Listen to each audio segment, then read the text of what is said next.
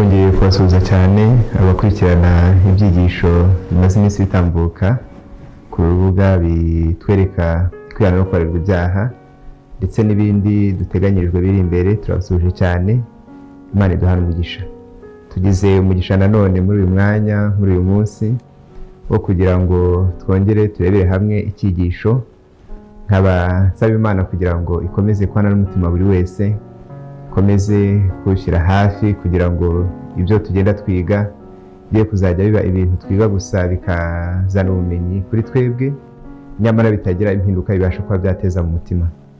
Ahubwo umugambi wabyo nta wundi, ntabwo ari ukugira ngo abantu bunguke ubumenyi bamenye, ahubwo ni ukugira ngo bibashe guhindura imitima yacu, kandi bye kuba imitima gusa, ahubwo n'imibereho yacu ya buri munsi ihinduke, maze tube abantu biteguye kuzabona ubwami bw'Imana. Reka mbere yuko twatangira icyiciro cy'uyu munsi tubanze dusenge. Turagushimye Uhoraho Data wa twese, Imana idukunda uri mu ijuru, habwa icyubahiro. Tugushimiye yuko udukunda ntacyo uhereyeho. Urukundo rwawe wadukunze tutarabaho nirwo rwakomeje kubana natwe kugera n'uyu mwanya. Turahamya iby'urwo rukundo yuko ari urukundo ruhambaye, urukundo rutuma umutima w'umuntu ukwiyegurira kandi ukemera kugera mu nzira yawe. Twifuza yuko urwo rukundo rwagera kuri twebwe. Ubwo tugiye kwiga ijambo ryawe turabaswa muri ryo, ntabwo dufite ubwenge bubasha kuba bwarisobanura, nta nubwo dufite amatwi yumva neza abasha kuba yaryumva, ahubwo muri ibyo byose dukeneye umwuka uturuka kuri wowe kugira ngo woroshye imitima yacu ibe ubutaka bwiza bubasha kukwakira. Tugusabye mu izina rya Yesu, amen. Murakoze cyane. Ubwo ubwashize twarebye ibyigisho byinshi bitandukanye. Twarebye ukwiriye kwihana uwo ari we, tureba umunyabyaha uwo ari we ukwiriye Imana. Twabonye yuko buri muntu wese akwiriye Imana, kuko kavukire yacu yo ubwayo ituma umuntu akwiriye kwihana. Twavutse nabi, dukura nabi, imibiri nibyo irahari, turakura bisanzwe, ariko mu buryo bw'ibyamwuka abenshi twarasigingiye, ntabwo twigeze dukura, ndetse bamwe bakaba no kuvuka bataravuka.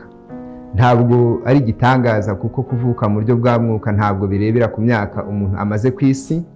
Uwitwaga Nikodemu yari umusaza ukuze, ndetse adakuriye hanze havugirwa iby'Imana, yari akuriye mu rusengero ari umwigisha, ariko nubwo ari umwigisha mu bijyanye no kumenya Imana n'amahame y'Imana no kuvuka, ntabwo ari yakavutse ngo byibuze abe uruhinja.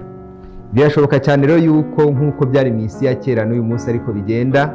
Nta niwo mugambi wa Satani. Satani yifuza yuko mu itorero hagwiramo abantu bakuze uburyo bw'ibigaragara, ariko uburyo butagaragara aribwo Imana yitaho, bakaba ari abantu b'ibikuri, abandi bakaba no kuvuka bataravuka, ntabwo bariho. Ni ukuvuga ngo mu itorero barimo, no mu bitabo by'itorero barimo, ariko mu gitabo cy'ubugingo amazina yabo akaba adahari. Niwo mugambi wa Satani. Ariko umugambi w'Imana, Imana yifuza yuko umuntu wese uri ku isi yakizwa, yamara gukizwa akakira Imana, akakira Kristo, maze akakira ubugingo buhoraho, kuko aricyo Imana yifuriza buri wese. Uyu munsi tugiye kureba insanganyamatsiko itubwira ku gushaka Imana. Ni ubuhe buryo umuntu ashaka Imana? Ni insanganyamatsiko imeze nk'aho ikunda guteza ibibazo ahantu henshi hatandukanye, kuko usanga abantu batanayivugaho kimwe. Ariko se ni iki Bibiliya itubwira gushaka Imana? Igihe dusomye muri Yesaya igice cya 55, haratubwira ngo agakiza k'ubuntu gaturuka ku Mana. Yesaya igice cya 55 batubwira ngo agakiza k'ubuntu gaturuka ku Mana. Abantu bose barahamagaye ngo ufite inyota naze. Hatubwira neza yuko hari agakiza k'ubuntu gaturuka ku Mana. Ni agakiza gaturuka ku Mana, ntabwo ari ku muntu, ntabwo ari ku muntu mugenzi wawe, nta nubwo ari kuri pasiteri wawe, ntabwo ari ku mwigisha wawe, ntabwo ari ku mubwiriza wawe, ahubwo ni agakiza k'ubuntu kadashobora guturuka ahandi uretse ku Mana. Igihe abantu bahamagarirwa kugira ngo bakire ako gakiza, barabwiye ngo yemwe abafite inyota nimuze ku mazi, kandi udafite ifeza nawe naze. Nimuze mugure murye, nimuze mugure vino n'amata, mudatanze ifeza cyangwa se ibindi biguzi. Ni iki gituma mutanga ifeza mukagura ibitari byo kurya nyakuri? Ni iki gituma mukorera ibidahaza? Nimugire umwete wo kumvira, mubone kurya ibyiza, ubugingo bwanyu bwishimire umubyibuho. Ni ihamagara ry'Imana, aho Imana yihamagarira abantu kugira ngo baze bagure, ariko bagure ntacyo batanze, badatanze ifeza. Nyamara akaba ari ibintu abantu bakennye, abantu b'ibihe byose, haba igihe cyashize, igihe cy'uyu munsi ndetse n'igihe kizaza, abantu bazahora bakennye, bafite ubukene bw'aya mazi adaturuka ahandi, aturuka ku Mana. Ni amazi y'ubugingo, amazi yo mu isi uravoma uyu munsi, wamara kuyavoma ukazakenera kongera kuvoma, ukazarinda ujya mu gituro cyawe ukifuza ayo mazi ariko utarayageraho, utarashyira inyota. Ariko amazi aturuka ku Mana, turabwiwe ngo nimuze mufate ayo mazi, kandi akaba ari amazi y'ubuntu muri buze gutwara mudatanze ifeza.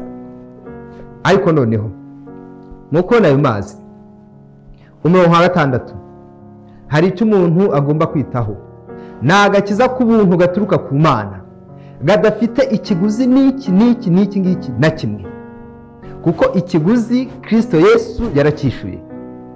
Ariko nanone ku murongo wa 6 mwumve ikiguzi cyako, ngo nimushaka Uwiteka bigishoboka kabonwa, nimumwambaze akiri bugufi. Hagomba gura ko mugushaka Uwiteka. Nimushake Uwiteka bigishoboka yuko abonwa, nimumwambaze akiri bugufi. Kubera iki? Ntabwo igihe cyose bizashoboka bigishoboka yuko Uwiteka abonwa, ntabwo ari bizahoraho. Ahubwo hari igihe kizaba bikaba bitagishoboka yuko Uwiteka abonwa. Ikindi, n'uyu munsi ntabwo ari bishoboka yuko igihe cyose umuntu ashaka Uwiteka. Ibyanditswe byaratubwira ngo iyo umuntu apfuye, imigambi ye, ibitekerezo bye, ibyo yumvaga ashaka kugeraho biba birangiye. N'umugambi wo gushaka Uwiteka urangiranye n'uwo muntu. Ibi bitwereka neza yuko ntabwo gushaka Uwiteka kuzahoraho. Icyama kugira ngo umuntu w'uyu munsi yumve yuko igihe cyo gushaka Uwiteka ari igihe cy'uyu munsi. Nabishishikariza buri wese, birakenewe cyane. Hari ingero nyinshi z'abantu mu ijambo ry'Imana babayeho bakabaho ubuzima umuntu yakwita bwiza, ariko igihe cyabo cyarageze, ibyo byiza bibahindukira ubusa, bumva yuko bakwiriye gushaka Uwiteka. Umwe muri bo witwa Zakayo. Iyo dusomye mu butumwa bwiza bwanditswe na Luka, igice cyawo cya 19 ku murongo wa 2, baratubwira ngo ibya Zakayo. Amagambo twatangije ni amagambo ahamagarira abantu bose kugira ngo baze bagure amazi, nibaze bagure vino n'amata, ko ntabyo bafite. Muri firigo biruzuye, ariko aya mata avugwa hano ntayo ufite, aya mazi avugwa hano ntayo ufite. Ibya Zakayo, Luka igice cya 19 umurongo wa 2. Yesu agera i Yeriko arahanyura. Yesu agera i Yeriko arahanyura. Uyu mujyi wa Yeriko wari umujyi wavumye igihe Abisirayeli bazaga i Kanani, ndetse uyu mujyi uravumwa uvumwe na Yosuwa. Havuga yuko umuntu wagombaga kubaka uyu mujyi yari gushinga urufatiro, umwana w'agapfa, yakongera gushinga iyindi nkingi, ukurikiyeho agapfa. Ariko bikwereka uburyo abantu iteka ryose baba bahanganye n'Imana. Nuko igihe cyarageze uwo mujyi urubakwa, maze kubakwa abantu banawuturamo.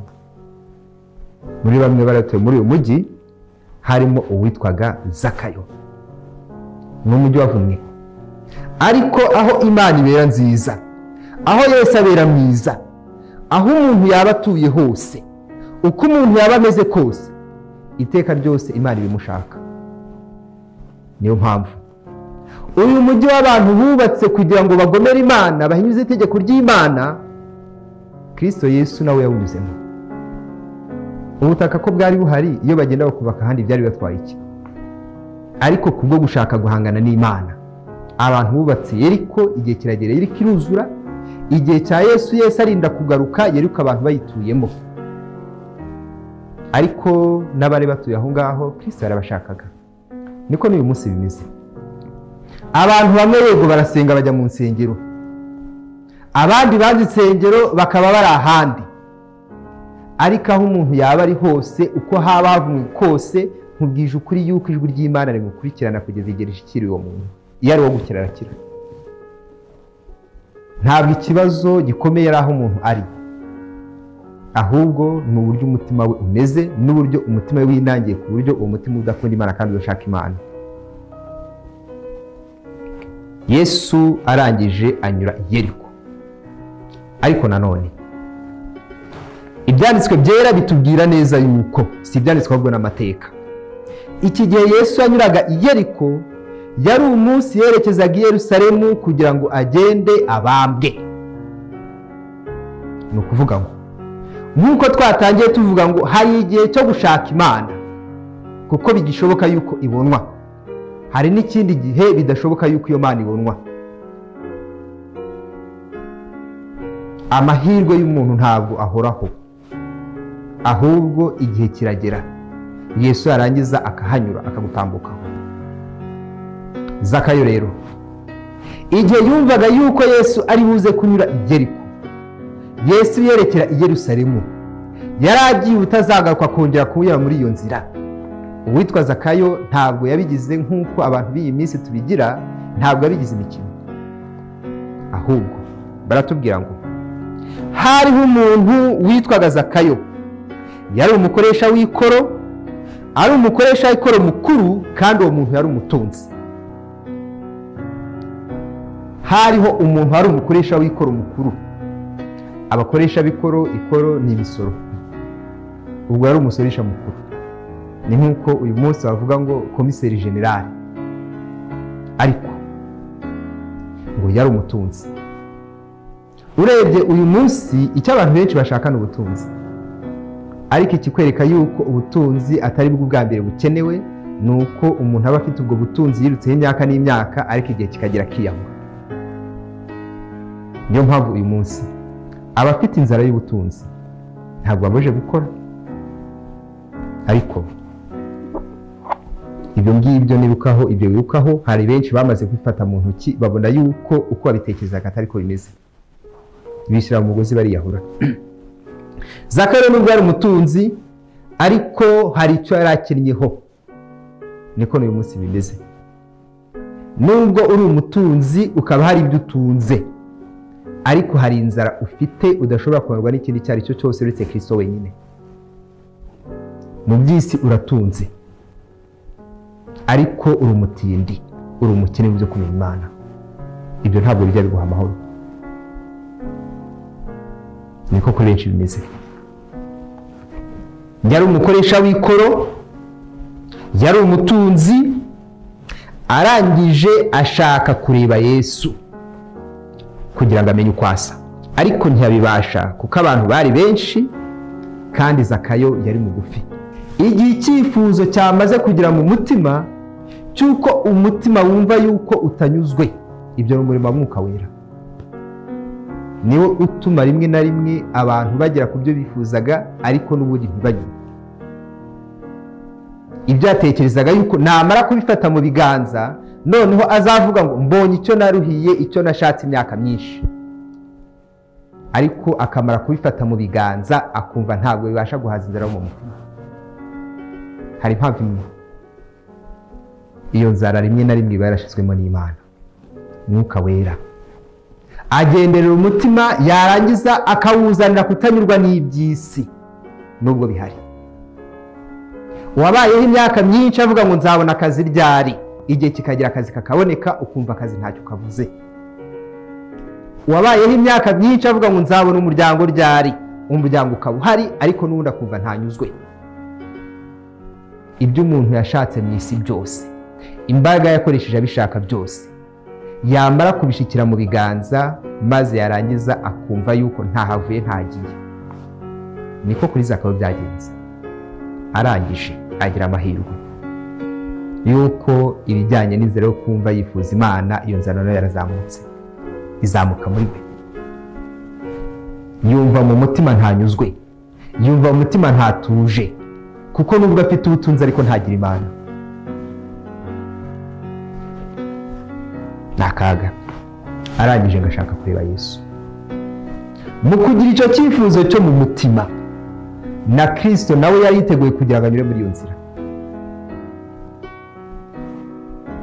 Kristo arangije afata umwanzuro wo kuvuga ngo ndanyuriye ariko kubw'umuntu umwe witwa Zakayo kugira nze guhura na Zakayo. Ariko hari icyo batubwiye hano. Baratubwiye ngo uwo nguwo nubwo yifuje kureba Yesu, ariko abantu bakurikiraga Yesu bari benshi cyane ku buryo bitari bugushobokera yuko Zakayo yareba Yesu kuko ari mugufi. Umuntu wese utangiye inzira yo gushaka Imana ntabwo abura inzitizi ahura nazo, kandi inzitizi za mbere ni abahora biruka inyuma ya Yesu, nyamara ntacyo bamukuraho. Mu bantu bose birukaga inyuma ya Yesu, ntabwo Yesu yigeze agira ubwo yavugana nabo nk'uko yavuganye na Zakayo. Baramukurikiraga bakagenda inyuma ye, ibyo akora byose babireba, ibyo avuga byose babyumva, ariko ni bakeya Yesu yabashije kugirana nabo ikiganiro cy'umwihariko nk'icyo agiye kugirana na Zakayo. Ubundi nubwo ubana na Yesu kenshi, ni ryari mwigeze mugirana ikiganiro? Zakayo kuko yumvaga ashaka Yesu mu mutima. Yesu nawe yarebye mu mutima wa Zakayo, nawe arangije ashaka kubonana na Zakayo. Uko umuntu yifuza kubona Imana, niko n'Imana iba yifuza uwo muntu, ndetse birenze n'uko umuntu ayifuza. Niyo mpamvu igihe Zakayo yabonaga ari mugufi, akabona bimugoye kugira ngo arebe Yesu, Mwuka w'Imana yiteguye kugira ngo atange inzira zose zishoboka, ariko Zakayo abashe kureba Yesu. Niba hari umuntu Imana yitaho, niba hari umuntu abamarayika bo mu ijuru bose bamanuka kugira ngo bamwiteho, ni umuntu wagize agatekerezo ko kuvuga ngo nubwo nakoze ngakora nkagoka nkavunika, ariko ibyo nakoreye byose nta mumaro bifite kuko nabifitemo Imana. Uwo muntu hatangiye inzira yo kuvuga ngo yifuza Imana, ashaka Imana, ijuru riba ryiteguye kugira ngo ritange ubwenge bwose, nubwo umuntu atarafite uwo muntu abubone ariko ahure n'Imana. Ninde wabwiza ko ngo jya kuri igiti cy'umuvumo? Nta wundi uretse Mwuka Wera. Ariko bikerekana uburyo yari yamaje kugira ngo arebe Yesu. Ariko kuri benshi, iyo umuntu atangiye inzira yo gushaka Imana agahura n'inzitizi ntoya, ibikwereka yuko umuntu atarakomeje, nuko inzitizi ntoya imusubiza hasi, akavuga ati iyo nzira ni yabihari, nge nzaga umukondi. Ariko umuntu wamaze gukangurwa na Mwuka w'Imana koko by'ukuri, ibindi byose ubuzima burahagarara. Akaba nka Dawidi ngo sinzurira igisasiro cyanje, ntabwo nzihezura, ntabonera Uwiteka uturo muri njye. Niyo mpamvu Zakayo arirukanka ajya imbere, yurira umuvumu ngo amurebe, kuko yari agiye kunyuraho. Zakayo akimara kubona yuko Yesu agiye kunyuraho, amahirwe yari afite akaba yararangiye. Yaravuze ngo ntitaye ku cyubahiro cyanjye kuri igiti cy'umuvumo. Uyu munsi ubonye umuyobozi wa Rwanda Revenue, komiseri generali, yuriye igiti cy'umuvumo ngo kugira gusa arebe umuntu, wamwita umusazi. Ariko umutima Yesu yamaze kugeramo, ikintu cya mbere uburebaho ni ukuvuga ngo ni gute ndibuze kubona Imana. Ibindi byose bijya ku ruhande. Igihe yuriraga icyo giti cy'umuvumo, Yesu nawe ahageze arararama, aramubwira ati Zakayo, ururuka vuba kuko uyu munsi nkwiriye kurara iwawe.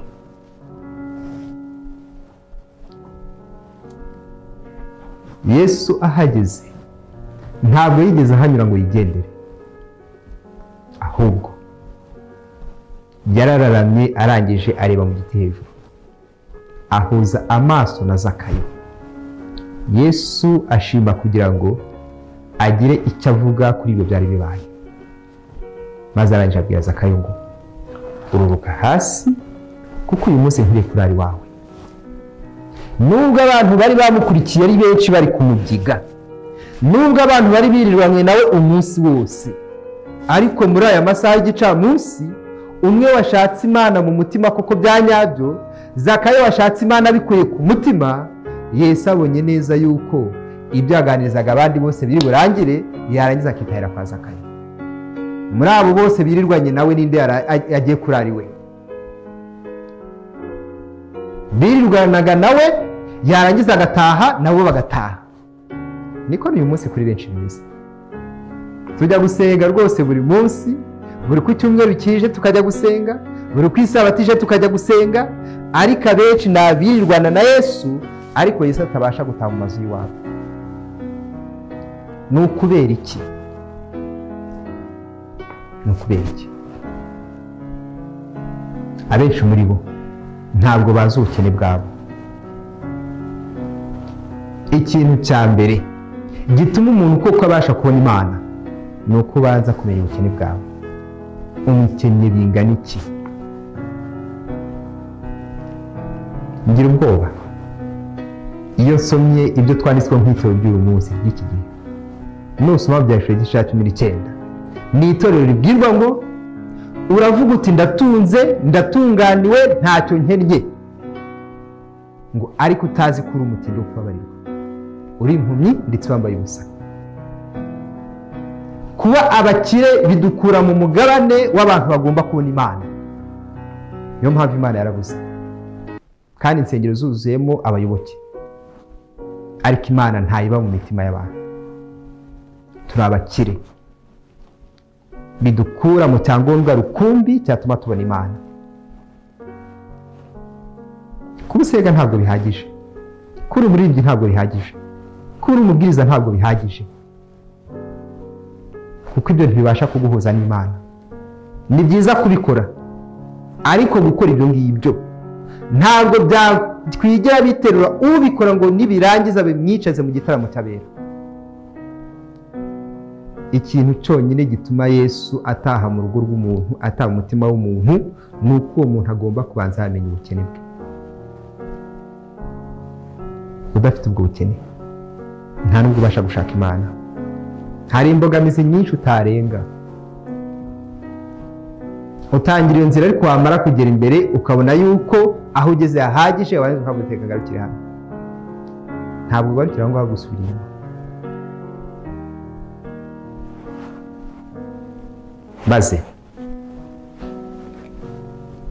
Zakayo yuruka vuba, arangije amwakira anezerewe.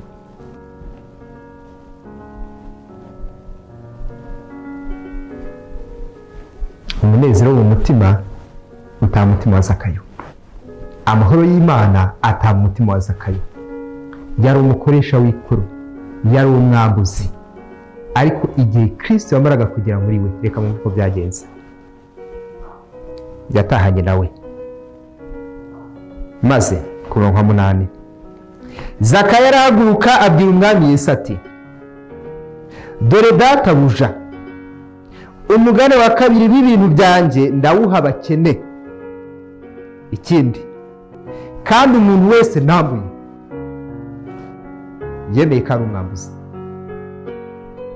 Umuntu wese nambuye ndabimuriha 4. Abambuzi baratanga kujya mu bwami bw'Imana.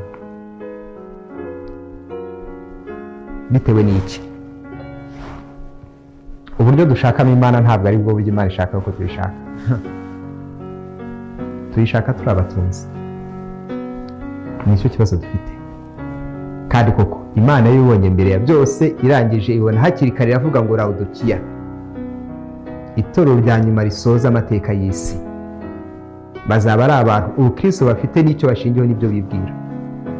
Bibwira yuko ari abatunzi, nyamara n'abatindi uko barira. Bibwira yuko bareba ariko ni impumyi. Bibwira yuko bambaye ariko bambaye ubusa, nta gihari, nta kintu kirimo.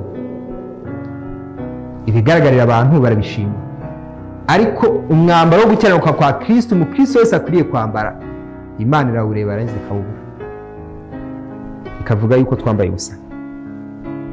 Yesu nawe arangije igihe Zakayo yamaraga kwaturira imbere yuko ari umwambuzi kandi ari buze kuriha ibyo yibye byose, Yesu aramubwira ati, uyu munsi agakiza kaje muri iyi nzu kuko nawe uri umwana wa Aburahamu, kandi umwana w'umuntu yazanywe no gushaka no gukiza icyazimiye. Aya mateka yo kuzimira no kuboneka ni bakeya bayazi. Aya mateka yo gupfa no kuzuka ni bakeya bayazi. Aya mateka yo kurwara no gukira ni bakeya bayazi. Nyamara ijambo ry'Imana muri Yesaya igice cya mbere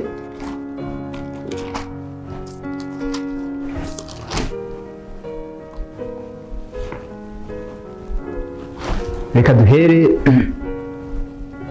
ku murongo wa 5. Ni iki gituma mushaka kugumya gukubitwa muzira gukabya ubugome? Umutwe wose urarwaye, umutima wose urarabye, uhereye mu bworo bw'ikirenge ukageza mu mutwe nta hazima, ahubwo n'inguma n'imibyimba n'ibisebe binuka bitigeze gukandwa cyangwa gupfukwa, nta nubwo byabobejwe amavuta. Niyo kondisiyo turimo. Mu gihe ugenda widoga ukavuga uti ndakomerwa kandi Yesu ukayibabaza, ariko umutwe urarwaye, umutima urarabye, kuva mu mutwe kugera ku bworo bw'ikirenge nta hazima, n'ibisebe gusa binuka. Kuko nubwo mwisi wabona nta kibazo, ariko nukira ijuru. Ngiyo kondisiyo y'umuntu, ngo kuko umuntu ameze nta hazima. Yesaya arongera avuga ngo nibyo twakiragije gukiranuka byose ni ubushwambagara bufite ibizinga. N'icyo uratwara imbere y'Imana urakirute. Munyezaburi Zaburi ya 42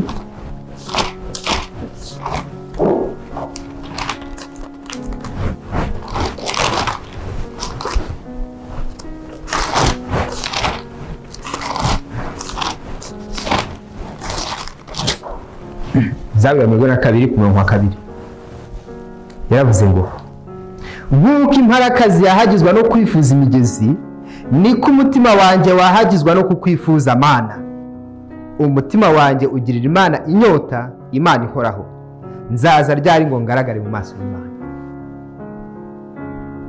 Ni ryari uzagaragara mu maso y'Imana? Ujya gusenga buri munsi nibyo, ariko Imana ntikubona. Irakubona ikakubona nk'abandi bagenda, nk'uko n'abandi bari mu muhanda bagenda, nk'uko nuri mu kabari ari mu kabari nawe nuko ikubona. Ntabwo uragaragara mu maso y'Imana. Ubura kimwe, ni umutima umeze nk'uza akaba yari afite igihe yafataga umwanzuro wo kuvuga ngo nshaka kureba Yesu mu maso, narangiza akamenya uko asa. Maze nk'uko imparakazi zihagizwa no kwifuza imigezi, niko umutima wanjye wahagizwa no kwifuza Imana.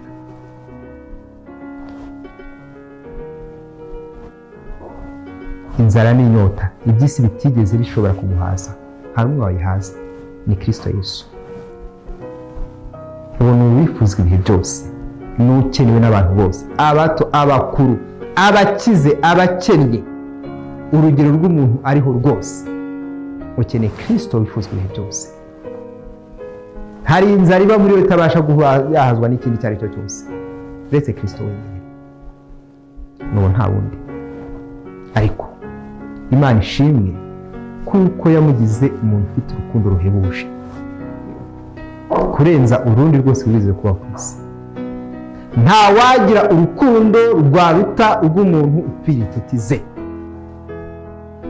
Niko Yohana yanditse.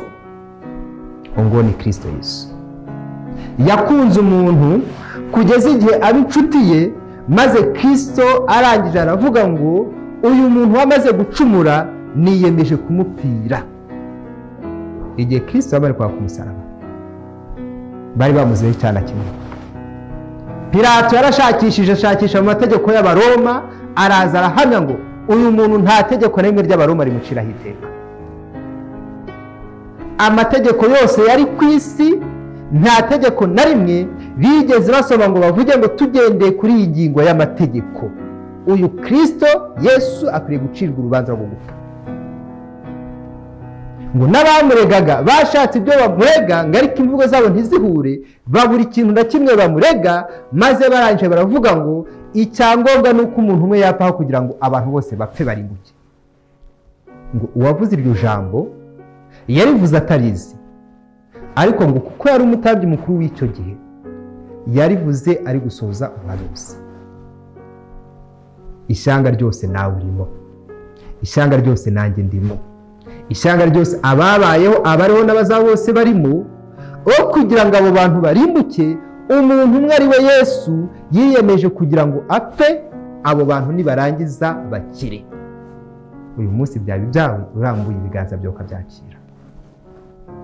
Igihe Yesu yapfiraga ku musaraba yarihaga igihano cy'ibyaha byawe, yarihaga igihano cy'ibyaha byanjye, kugira ngo umwizera wese atarimbuka ahubwo ahabwe ubugingo buhoraho. Amagambo dusorezaho nayo muri rya somo twatangije muri Yesaya 55.